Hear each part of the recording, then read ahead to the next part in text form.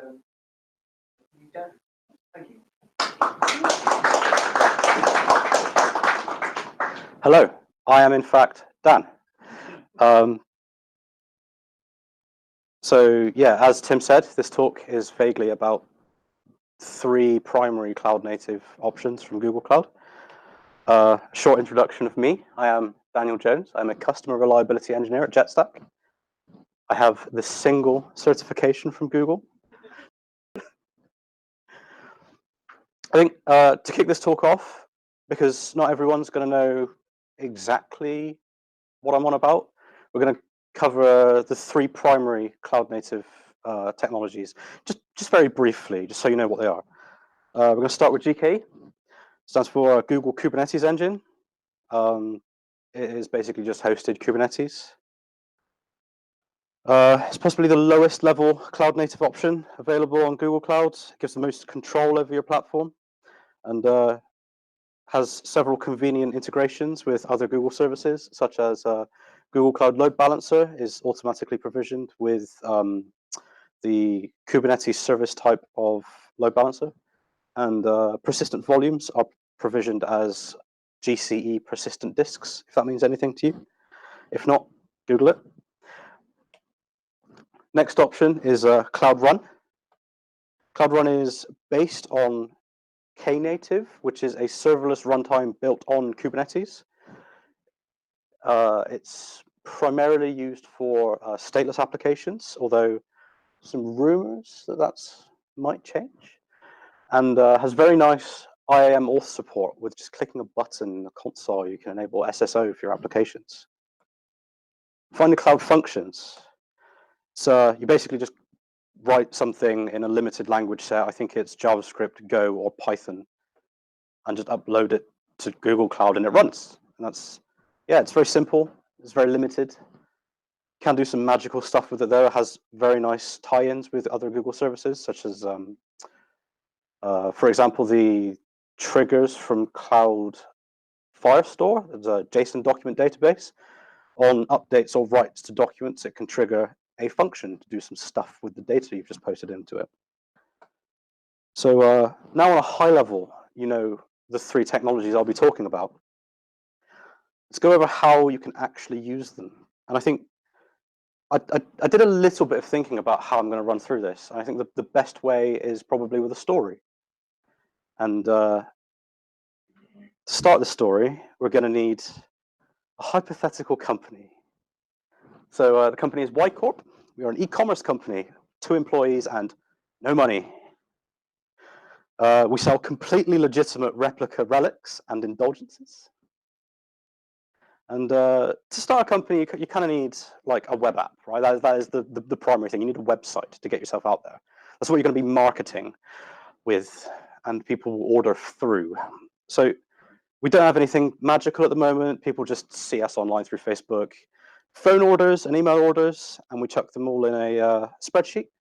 As most startups will offer, and just start with like pen and paper stuff. It's all good.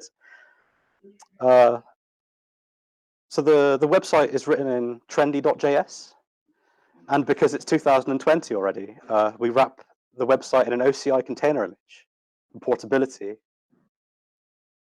So yeah, we've got no money, but we've signed up to Google Cloud's free trial, which gives you $300 free credit to do what you want with for an entire year.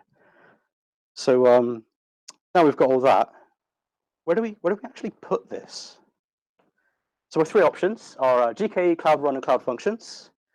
Well, we could just chuck everything in GKE to start with. Could be quite expensive with no one buying our stuff. We need to prove the market. Cloud Functions, on the other hand, cost barely anything to use. You would need to write the application specifically to support that. You need to write like a Node.js server to serve the pages, and yeah. So it's already in a container. Let's just throw it in Cloud Run. I mean, the pricing structure suits a web app, web page, and yeah, here we go. Our first step into business and cloud native. Please excuse my incredibly limited architectural diagrams. For now, that should keep us going, and we've got some orders coming in, which is okay. The market's there. So now we chuck them in a Google Sheet, and we start filling in some orders. But overnight, we've exceeded how many calls we can take in. We've got way too many orders to fill. So many missed calls, got to deal with all those angry customers. This is not the customer service we want to portray at this business. So we want to automate taking orders. Have a form on the web page, like Amazon or something. We want to be the Uber of selling deliveries. So we quickly design an API in Go using mostly copied code to handle form data from our website and insert it into the Google Sheet we've been manually filling in. But we need to get this done now. I have no time to be doing this. So we could just chuck it in Cloud Run again. We know containers, we know Go, but I don't have time. I'm tired and I'm busy. So again, Kubernetes, do I really have the personal time to be writing manifests and containers? No, we'll just chuck it in Cloud Run. You write some Go, you copy the code, you paste it into the web browser, and you've got your Cloud Functions, your API. Here we go. So now we've got our web page posting form data to a Cloud Functions, which is saving the results into a Google Sheet. It's not very usable long term. We've hired some interns to help us with our orders. They're coming in way faster than we can handle. I think, yeah, a Google Sheet definitely isn't going to work long term. We need to improve this internal usability. So to the drawing board. What I kind of want, some kind of database that captures these orders, and then a portal to use internally so that we can prioritize and delegate these orders. A few things I do know for now is that I really cannot be bothered with full authentication implementations, and I don't want to have to maintain any secrets. GKE, again, would fit most of our causes. You probably drop in OAuth2 proxy to handle Google SSO for internal only stuff. The string of Cloud Functions could work. Probably have to spin my own auth with Firebase. After some digging and a couple pints at the pub, read some Beyond Corp on my phone, I've come back with a plan. Using Firestore as a database and changing 3 lines in the orders Cloud function, I've now got all of the orders flowing through to the Firestore database and a trigger from the Firestore database triggering a, getting ahead of myself. Portal written in Go using some random templating engine, Hugo, for example, that stores reads from my Cloud Firestore database. And the portal is deployed with the Google SSO flag enabled on Cloud Run. So only people from my organization can access this application. That's most of my requirements fulfilled. And I don't think we're even outside of free tier yet. So we're not even eating into my $300 besides networking. Okay, so now we've got some nice smooth user flow set up. We're accumulating data, and like most big companies these days, I want to analyze that data. I want to get some big data on the go. And the sales guys that we've just hired, they want to know more about our clients as well. So we do what everyone else does, and we'll update the web page with a nice little disclaimer about collecting anonymized information, and then start passing in browser geolocation to the orders. We could redeploy the order API to post a BigQuery as well. But it's Friday, and the Go guy is already at the pub. I want to join him. Got about 20 minutes left of the day. What can I knock out? It's Friday afternoon. I want to capture the weekend spend for the sales guy. So yeah, again, I could write a full containerized application, but this just doesn't feel like a Friday job. So what I could do is write a tiny little Python script that works on a trigger from Firestore and inserts any orders, stripped out of all personalized information, got to meet that PCI, and chuck it into BigQuery. It's GDPR, isn't it? Yes. Damn. So yeah, And it's fairly straightforward. I mean, if we struggle with load next week, we can always improve this a little bit. We can add some pub sub here for some queuing. Maybe a bit more scalable. Monday rolls round. We did all right.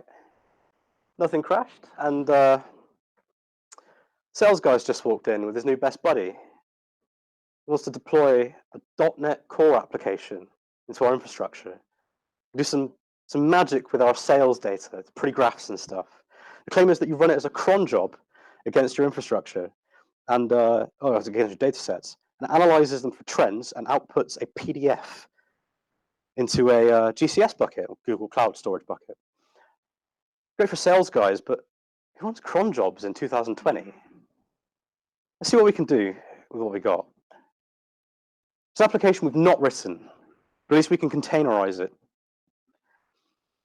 It needs to be run as a cron, and it only needs access to GCS. It's a bit hefty, but I kind of want to isolate it from everything else. I don't want this to touch anything it doesn't need to.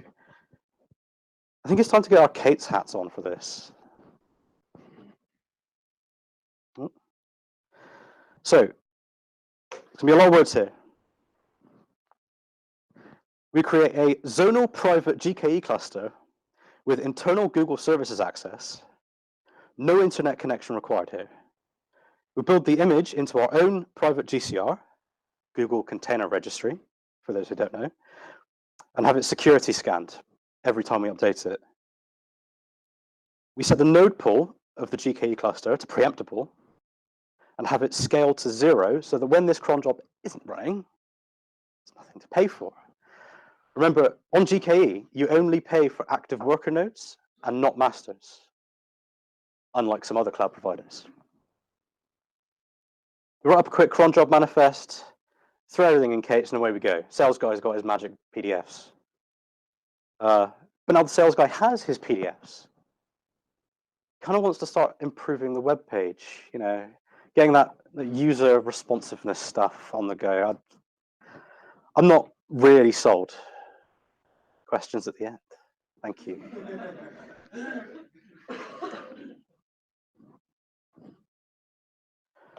So, Power Cloud Run out of pictures here.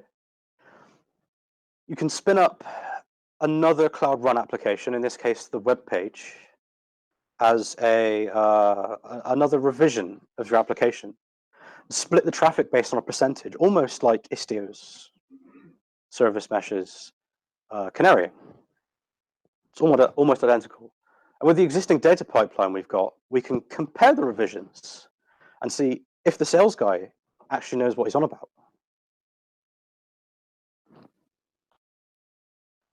Just some appendixes for some future plans for the web page. Because we built it with an OCI image and deployed in Cloud Run, we can always pull it out of Cloud Run and into Kate's. It's just the same image, right? Cloud Run's based on Kubernetes. Because we've pulled it into Kubernetes, we can leverage a full suite of Kubernetes stuff like service meshes with Istio and split out the fairly monolithic Go code we wrote into microservices using Istio MTLS for internal security. And OAuth 2 proxy pretty much replicates what Google's own SSO does. I think you get the same headers. Yeah. Thank you for listening. Does anyone have any questions?